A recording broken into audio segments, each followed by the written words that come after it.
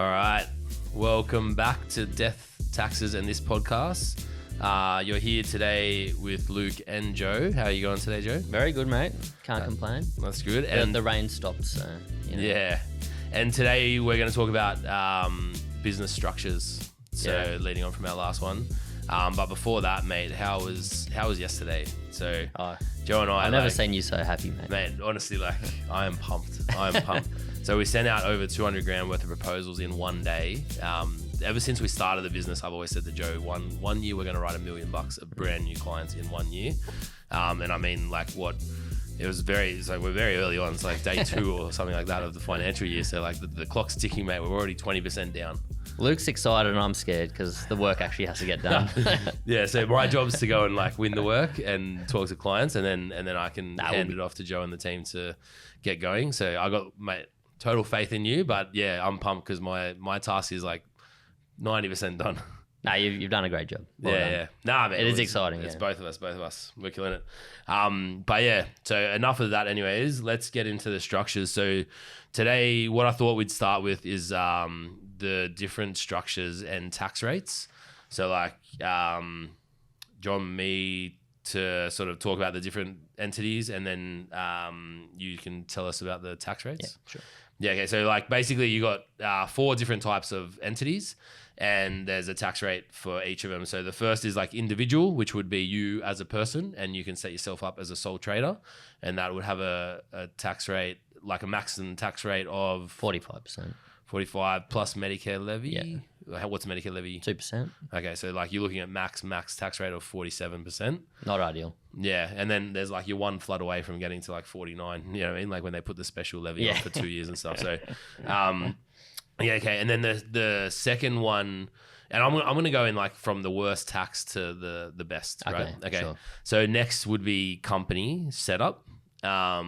And what's the tax rate for companies? For small, it's 25%. 25%. Small business. Yep. Small companies. Large ones, 30%. Yep. And then there's passive and whatever. But for the trading, everyone listening, yeah. For everyone, it's 25. Okay. And then you go into trust next, and this is more difficult. But generally, if the trust distributes the profit, as in to beneficiaries of the trust, then the trust doesn't pay any tax. But the tax gets paid at the beneficiary level. Yep. So trusts are very good structures if you can use them properly, and we'll get into that later on. And then the last entity, which is your super fund, your self-managed super fund. So what's the tax rate? 15%. Yeah, unless you earn X amount, and then it goes to 30. But for 99% of the population, it's 15%. Yeah. And capital gains, if you sell something in the super, it's 10%. So it's pretty good. Oh, mate, it's very good. You held it for more you than get 12 months. 33% discount. Okay, so let's go into the pros and cons of each of the different structures. Yeah. And then after that, we'll talk about what I guess the best setup is, or the most flexible, which is what we advise 95% of our clients to get into. Okay, so what's the pros, I guess, of being set up as an individual? The main pro is it's very cheap to set up and simple to set up. So what sort of costs are we talking to set it up? $0. $0 for free. If you did it yourself, $0. Yeah. You literally go and register an ABN. There is this. So when you look up at registering an ABN, the first thing on Google is this dodgy. I mean, I got to applaud the guy or girl, whoever's doing it. It's a dodgy website that just uses the exact same thing for free, but charges you $400 and sets your ABN up. And it's literally, so dodgy, man. And to be honest, man, 4 or 5 of our clients have fallen for it. I was like, why don't you just call us? So we're we wouldn't even charge you to do it. You know what I mean? Or we'd charge you $100, we'd save you $300. But yeah, so it should be free if anyone's listening. And if you manage to look up register ABN and it's going to charge you $400, you've clicked on that person or entity's website, and they're going to charge you. You're going to get death threats, mate. Yeah, that guy. Yeah.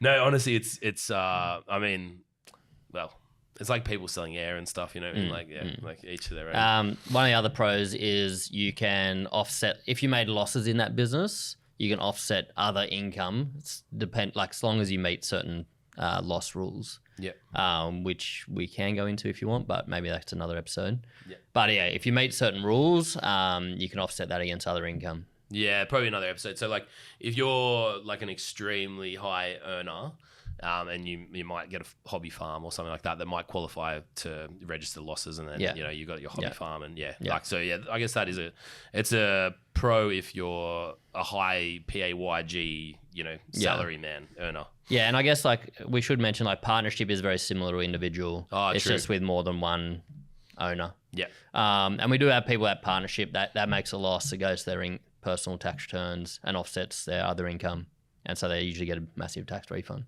All legitimate, but that's one of the pros. Yeah, I guess. Okay, so like, what are the cons like with the individuals? Personal liability. So it's more risky to run a business as a sole trader, because if you get sued as a business, then they're literally suing you individually and then come after your own assets.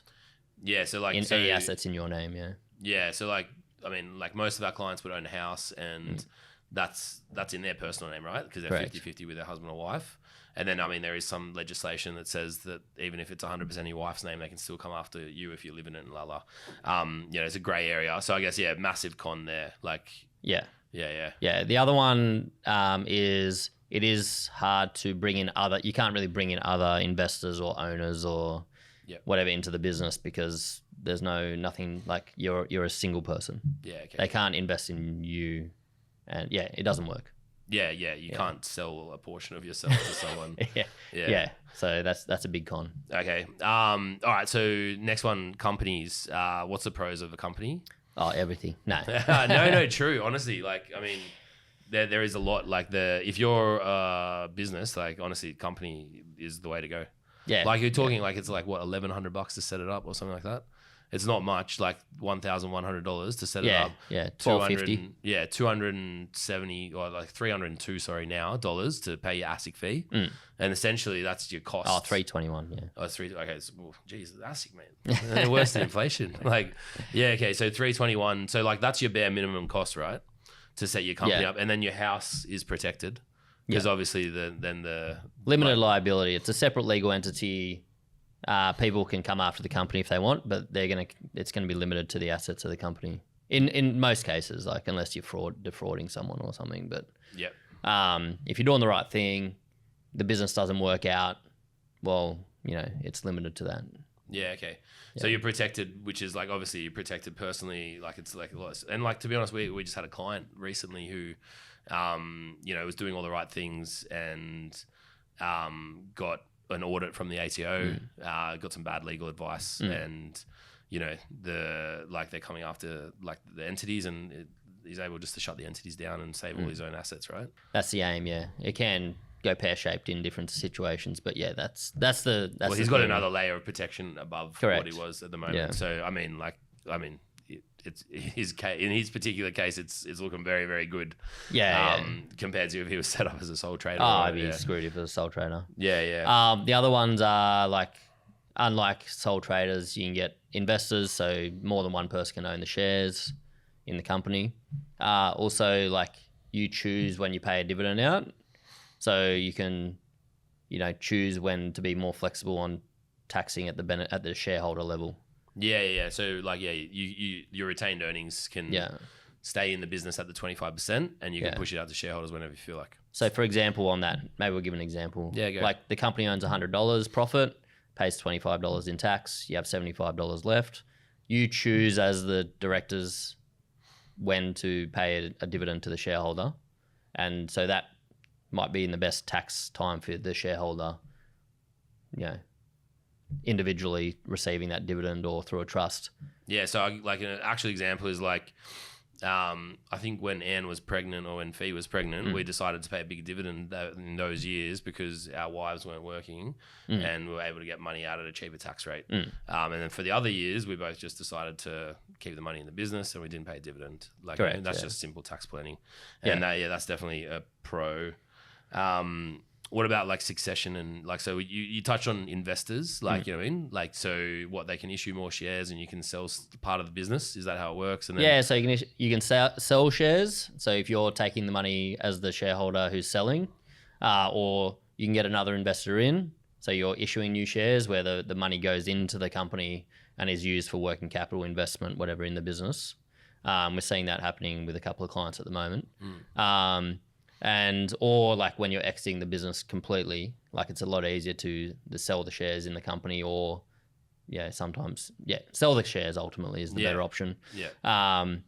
And then exit the business. It's a lot more simple than if you had a sole trader. You wouldn't. Yeah. I mean, no one would buy you as a sole trader. I guess They might buy the business, but yeah. Do you want to go through the cons of the company? Oh, he's testing me.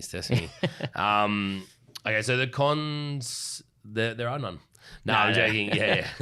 I mean, it is like another layer of compliance. So obviously, like ASIC govern that body, and then like you got to roll within those rules. I don't really see it as a con because everyone's got an accountant. The accountants are well trained. Like we've dealt with ASIC for forever. It was actually probably my favorite subject at uni. Like, to be honest, I did really, really well at that for some reason. Good teacher. Lunatic. Don't know. Yeah. So like that's sort of easy. I mean, companies don't have any discount for capital gains tax. So they're like terrible to hold investments in. Like, you know what I mean? So you pay tax at 25%. Yeah. You're not getting 50%. Yeah. You're not paying at 12.5. You're paying at 25 and then trying to get it out. You can't distribute any losses. So obviously for those high income earners with their hobby farms, there's not a good structure for that. But you know, everyone else is setting up a business to make a profit. So that's about it. And then I guess in comparison to a trust, trusts are ultra private, which we'll go into on their pros in a second.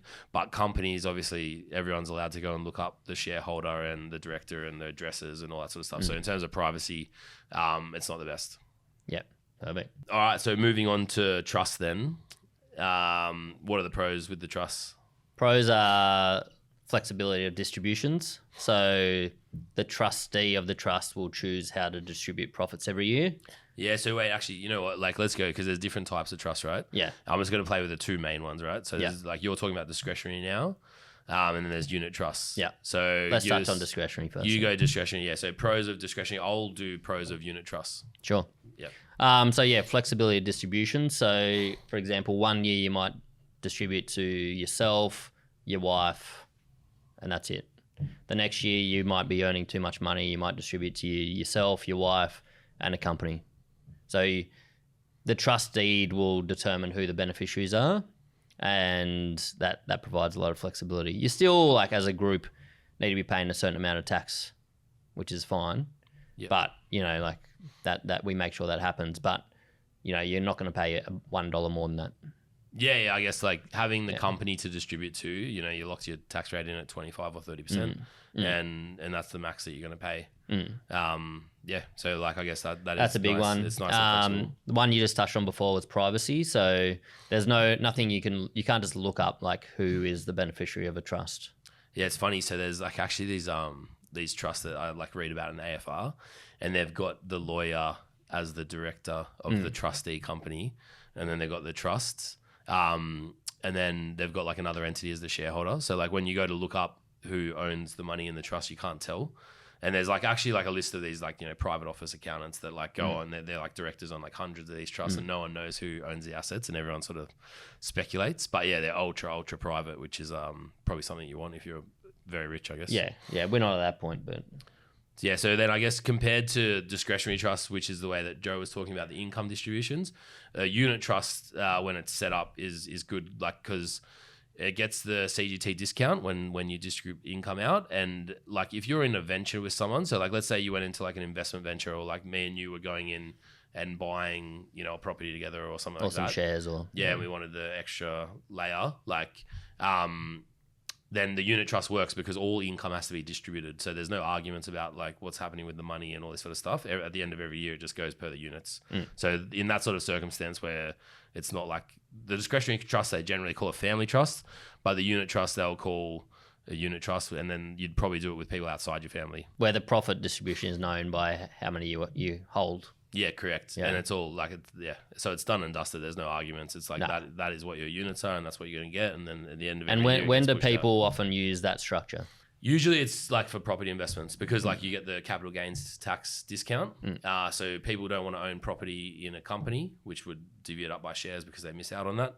But they're happy to own it in a unit trust, you know, maybe developments and things like that, because you never know. They're just more flexible to do it. Yeah, you do see some like larger like service businesses using it as well. Oh, that's like, yeah, when the partners aren't. When the Yeah. Like they're not like, or I mean, like if you've got 10 partners, there's going to be arguments, and it sort of gets rid of the argument thing. Yeah. The profit gets distributed. You do own that many units, that kind of thing. Yeah. So that does happen. The other thing that we should touch on for both of those trusts is like if you set one up, like you really want to have a corporate trustee. You don't want to be a sole, like an individual trustee. Yeah. Why is that? Well, for two reasons.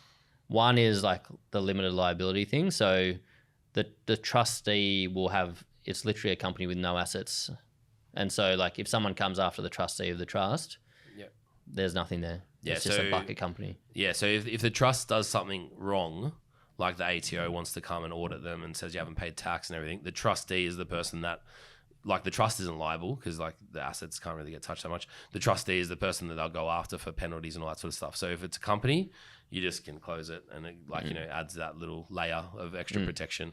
The other one is like whenever you buy an asset for the trust, like it's going to be in the name of the trustee, and you want to separate that from yourself. Otherwise, you're like, is this owned by me or me as a trustee? And it just like it gets a bit messy. Yeah, it gets a bit messy. Like, that's for me the main reason, just because I have to deal with it, from an accounting point of view. But how many times have you seen that happen? I mean, none if we're setting it up. But yeah, I've seen it happen with a super fund. Like they were the individual trustee, and then like it was crap everywhere, man. It was it's a mess. Honestly, it was hard, and they weren't very forthcoming with which entity owned it. If it was a loss, it was them personally. If it was a gain. Yeah. Anyways, they're gone. Yeah. And what about the cons of a trust? Yeah, so the trust, like, they are the most expensive to have set up, but like you're talking a couple $1,000s, like not too much. Yeah, because like you got to set up the trustee company, which is a company setup. So yeah, as we're saying, and then you set up the trust as well. And then in New South Wales and ACT, I think you need to get them stamped. So that's an extra cost. Victoria as well is a smaller stamping. Okay, maybe not ACT, but anyways, you have to have a look. But there are states ACT, no stamping. No. Okay, sorry, there are like states that need stamping, and that's like another $500 or something. No, over here it's like 700 and something now. New South Wales. Wow, so it's $2,500 to set it up, and that's just with like fees and stuff. So so the cost is like, I mean, it's not the end of the world, but like, it certainly is a lot more expensive than everything else. It is like you'll make it back in 1 year. That's the thing. Like people got to realize, even with the compliance costs, if you're distributing dividends and choosing how to distribute, like it's a no-brainer. Yeah. So then the other cons, like it's hard to get investors involved if it's not a unit trust. It's discretionary. You can't distribute losses, so exact same as companies, and you have to distribute the profits each year. So like with a company, obviously, as we're saying, you can lock in the year that you want to distribute it based on your personal circumstances. With a trust, you have to push that profit out, and if you're at the 49% or 47% tax bracket in your individual name, unlucky. But this is why. But this is why I don't like trading trusts. You may as well trade as a company.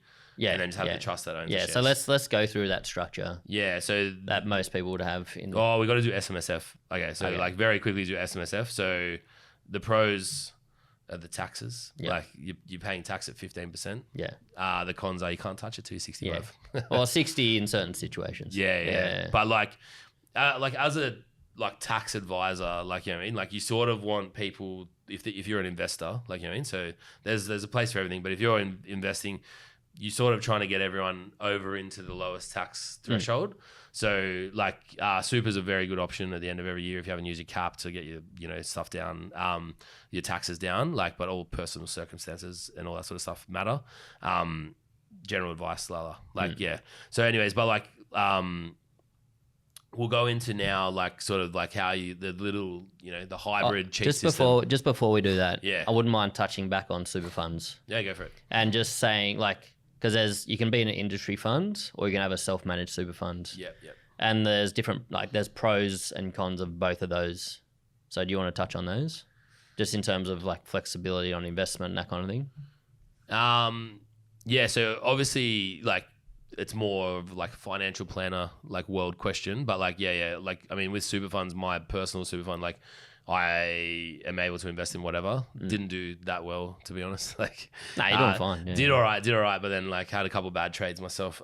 Which is okay. I'm still up. You know what I mean? But yeah, you can trade anything. Like, you know what I mean? Like, you can buy Bitcoin. You can buy art, but it can't be in your house. Yeah, all that you kind can of buy stuff. wine. Yeah, like it's ridiculous. It's sort of like using your own money.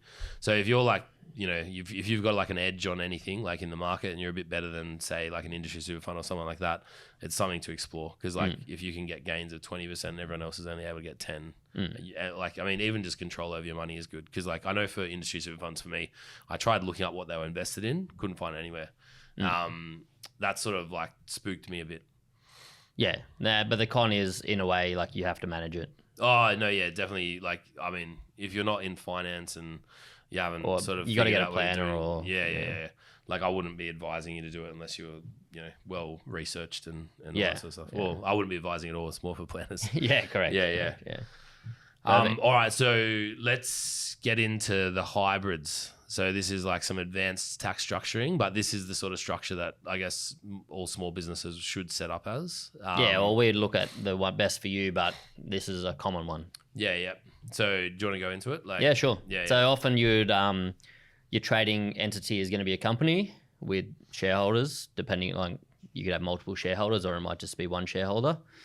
And the shareholder is going to be a discretionary trust or multiple discretionary trusts, depending on. So we have 2 discretionary trusts. Yep. One each. Yep. And then from there, like so we choose when we pay dividends from the company to our trusts, and then we just have to distribute that to beneficiaries of our respective trusts. That's a very common structure. Yep. It's the most protected. It's the best one. And the best for tax. It's the best because you get to like get all of the good stuff from the company, being like, you know, keeping your retained earnings, tax rates low, and all the flexibility of the trusts. So it's literally like a hybrid. And you get all the good stuff, which is amazing. Yeah. So it's like a no-brainer. The only thing is like, obviously then you need 2 companies and a trust set up. So it's like a bit more expensive, but like if you're making good money, you cover the costs straight away. Yeah. Well, if you're looking to go into business, there are going to be some costs. Of course, you know, like of course. If you can't pay that setup costs, like you probably don't have enough capital to start the business, you know, like. Yeah. So like, I mean, we get 2 types of clients. Like there's ones that like go all in on the business, and like it's sort of like once they start earning money and stuff, it's worth it like to set up. And then there's ones that like sort of like, you know, it is risky going on your own. So like I don't blame people that do this, but like you sort of like ease your way into it. So you like might do like a Friday as your own business and work somewhere else for 4 days. And those people generally go sole trader, then company on its own, then they'll do the trust. Yeah, I was going to ask about that. So like if someone's already set up as a sole trader, and they're starting to earn a lot of money and they're getting taxed personally, like what are their options there? There's like rollovers. So obviously when you sell a business, there's a capital gain event. Now, if you're set up as a sole trader and you wanted to start operating as a company, you're technically, because the company's a new entity, you're selling the company you're selling your sole trader business to the company, and there would be a CGT event. But there's plenty of rollovers out there that are specific for that to happen. So the tax office doesn't want anyone in the wrong structure to, you know, get penalized. So there's a way that you can obviously just roll it into a company for free. The more difficult one, but also very good opportunity at the time, is when you don't have a trust already in the structure.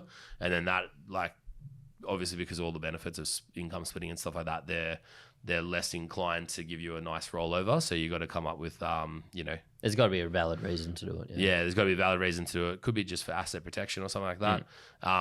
Then there's also like, you're probably going to have to pay a little bit of tax, but at least you can reset your cost base when you do that one, because there's more CGT. Yeah, that, or put money into super, or there's ways to deal with it. But yeah. It's sort of like, I mean, in a lot of cases, it can be a good thing.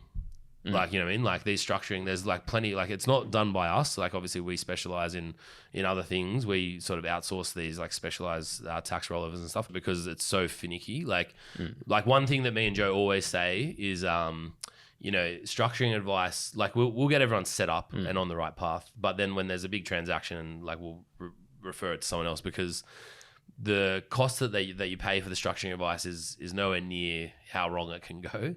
So I remember like at our old firm, and like I mean, this entity's all liquidated now, so it doesn't really matter. But like, there was like some rollover advice that one of the partners did, and it was wrong. Like, it was just blatantly wrong. And like, the person was probably going to be up for like 500-600 grand in CGT for no reason.